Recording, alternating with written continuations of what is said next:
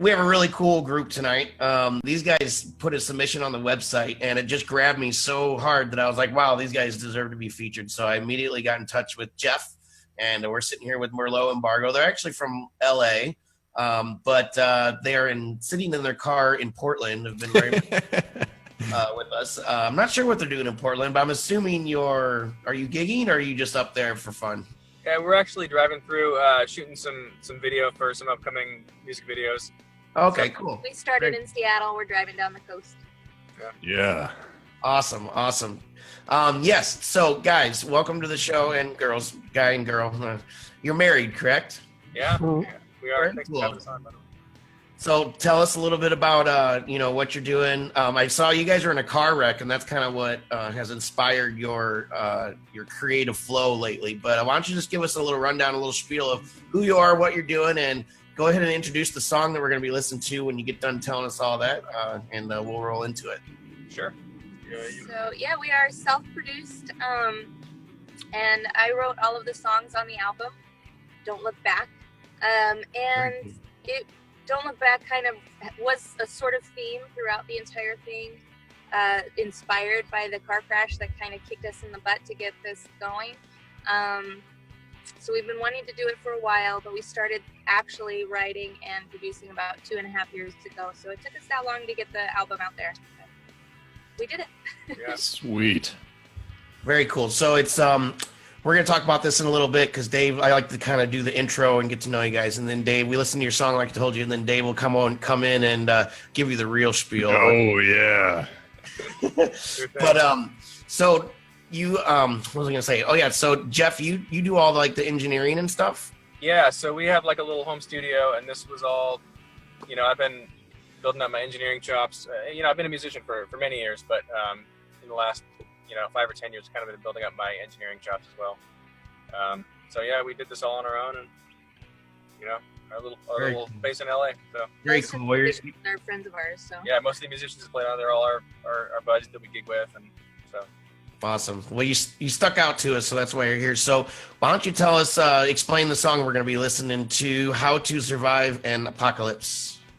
So this was actually the first song of all the songs on the album. This one was the first that was finished and the first that was written. I was really heavily into The Walking Dead at the time. And, I was going to guess that. Don't tell me what happened on Sunday. I haven't seen that episode yet.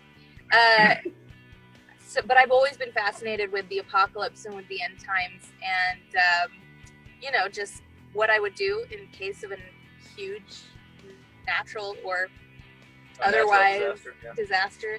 And I wanted to write a song about it because I had never heard a song about it, and I actually looked up on the government website what to do in case of a big disaster. So actually some of the things on the song are what our government would like us to remember to do in case of a natural disaster. So it's informative. Huh. Yeah, it's like a public service announcement. Cool. So let's go ahead. We're going to come back talk to you in just 2 minutes. We're going to go ahead and listen to your song, How to Survive an Apocalypse, and hopefully learn something. All right.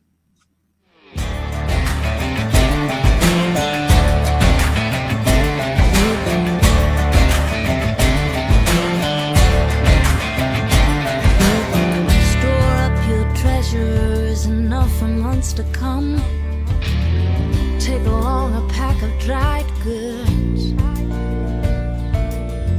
Make sure your walking feet are tied on tight and don't look like a victim.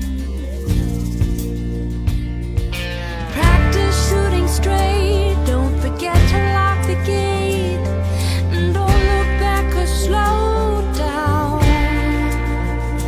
Don't make friends out of the strangers if they're stranger than you. And don't look back or slow down. Have a lot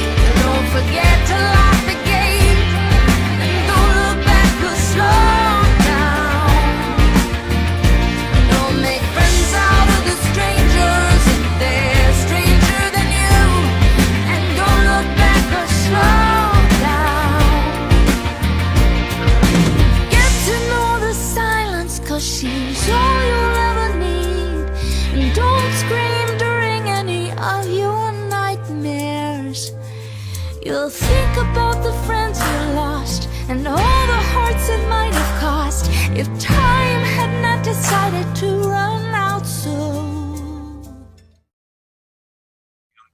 Okay.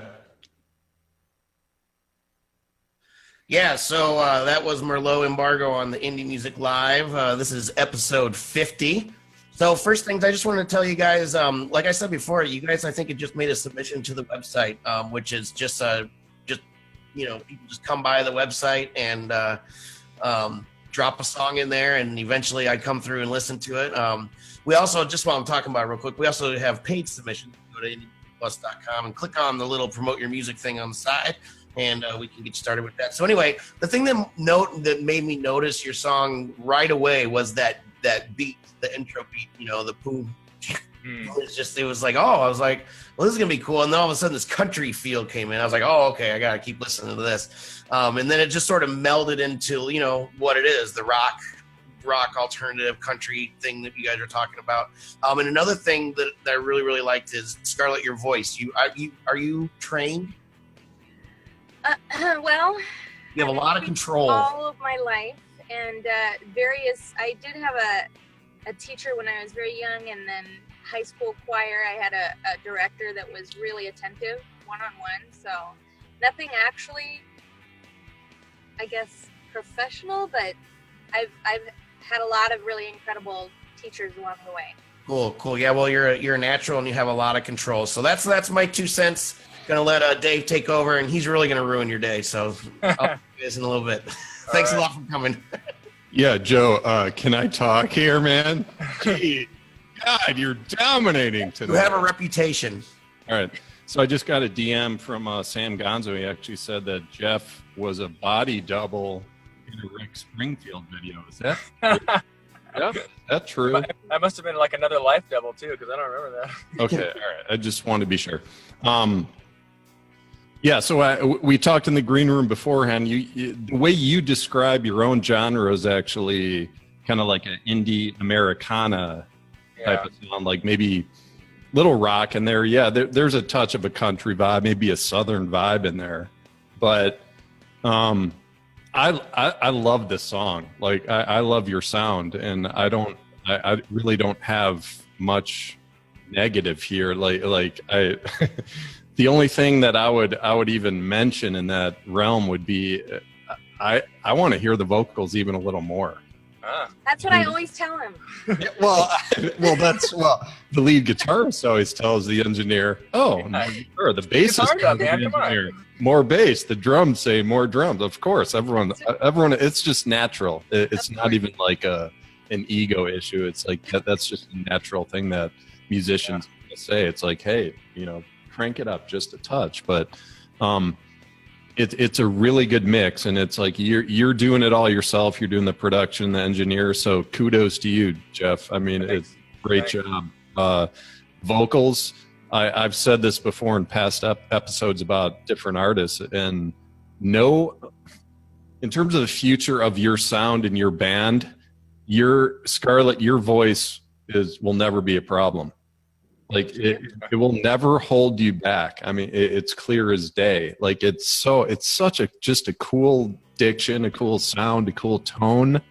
Really enjoy it. I want to listen to it again. I told you guys I listened to it like 5 times. Do it up. Oh no, sorry. It's kind of fun too. Like I think Scarlett has the ability to sound like a lot of people, but as we're kind of like doing our own project and our own music, really like what. Kind of falling into like what she wants to sound like as herself, And I have a lot of... Yeah, so like I've said, I think I was saying this about Izzy, and I said a similar comment to her was like, the only thing that would potentially hold you back is the way that you produce your music or the style of your music. Like if you kind of choose a genre that's a little more obscure than most and just kind of stay there, you have to be conscious of like, what's the upside? Like how far can you go in a certain genre? Right. So to me, I listen to this music, I listen to this song. It's like, man, it comes down to like production and marketing, really. Like I had this really strange kind of tangent as a reference here. And I was thinking about like a house painter just a local house painter, right? And if he's awesome at his job, everyone loves him. It's like, man, you do a great job. What's the only thing that would hold him back from making a ton of money? It's marketing. Like, that's it. Yeah. It's if everyone loves your voice, what's going to hold you back in your career? You just gotta get it out there. You need people to listen to it. You need some form of distribution, which you can do yourself in today's age. So yeah, those are my comments, man. Great job. I mean, any thoughts back at me on that? No, I agree. I mean, I think like you were saying, we got a good thing going, but we're still trying to figure out marketing and the social media and all other. So, I mean, we've gone through so many different avenues in terms of getting ourselves out there and distribution, and it's an interesting. It's our first album, so we're learning as we go, but we've been learning a lot, so we're excited. Okay, know. So let's just do this in real time. I like what's a perfect scenario for you? Like, are you interested in touring for the next 10 years and just making like a modest living, and you'd be happy with that, or are you going big time? Like, what do you want to do with this? Well, I think at the core, what we love is writing and producing music. So whatever that is, if we can do that, that'll keep us happy. But if we can do that when we're touring, that's great. We enjoy touring. We enjoy performing and touring, but not half as much as we enjoy creating the music. So if there was, I think because there's so many social media platforms where you can get your music out to a wider audience than you might in a local bar, as much as that would be fun and we'd be completely down to do it, bringing a crowd or draw as wide as you can get on the internets, so we're really focusing on our online presence right now and reaching out to an online community. Well, good. That's a smart move, Joe. I'm done, bro. What else you got, man? Yeah, so if you guys need some help, feel free to reach out and just start talking to us, and we'll be happy to give you some tips or help you out. I mean, the featured artist always gets tons of promotion on our website. We only feature one artist per week that gets like the full blown thing. You're going to be in 3 different platforms for videos. You're going to be on Facebook, you'll be on YouTube, you'll be on Periscope, and then we promote those. I'll write up a little feature for you on the site that's going to be on the website as long as it's alive. We promote that even pretty hard for 3 to 6 months afterwards. So you already got a good start, at least with our network. So, we appreciate you guys having us on. It was fun. It's all about building a community among our peers too, and Yeah. So I wanted to ask, Real Izzo has been asking this question on Periscope, and I want to get it in for him. How long have you guys been performing? About 3 years? Is that what you said, or? Well, we've been performing in various capacities for maybe 10 years. I don't know. But as Merlot Embargo, just a couple of years. Yeah. The 2.5, 3 years. Yeah. Cool. So before we let you guys go, why don't you give your shout outs, your whatever you want to say, and tell us tell everybody where we can find you online, or where the best places to get in touch with you are. Sure, you can pretty much find us wherever you hear music. Just type in Merlot Embargo in Google, and we'll come up on Spotify or iTunes or CD Baby or Bandcamp or wherever you like to listen. So our website is merlotembargo.com, and you can also find us on Facebook and Instagram under Merlot Embargo, as well as Twitter. So that'll keep you the most up to date with what we're doing. We put out a lot of videos, covers, anything, just to keep doing music and providing that for everybody. So awesome. Very cool. Well, thank you very much for being patient, hanging out in your car with us. And featured artists always have to be here a little while, even for just a short interview. But we appreciate your time, and we hope to stay in touch. And you guys have a great night. Thank you. You too. Thanks for having us on. Yeah, pleasure.